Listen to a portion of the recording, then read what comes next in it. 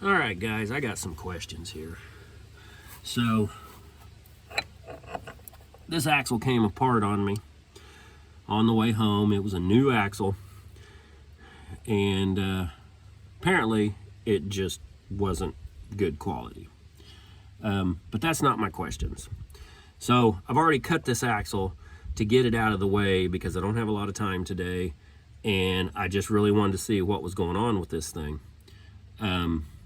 But here's my question. There's how big your axle is. It was still inside here.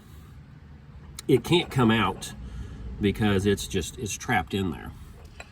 And you see the diameter of this hole.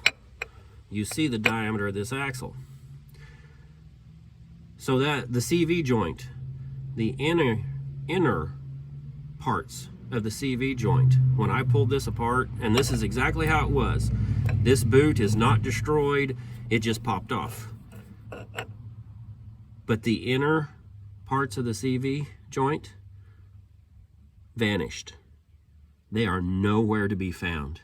And I've reached around in there carefully with my finger to see how destroyed that outer part of that CV axle was. It's not. There's no impact marks in the frame, in the tie rods, in the A-frame, nothing. And if you've ever taken one of these completely apart, you guys know it is hard to get that inner spider part off of this. And this was literally just, pulling in and out with little to no restriction. So, how did it come off?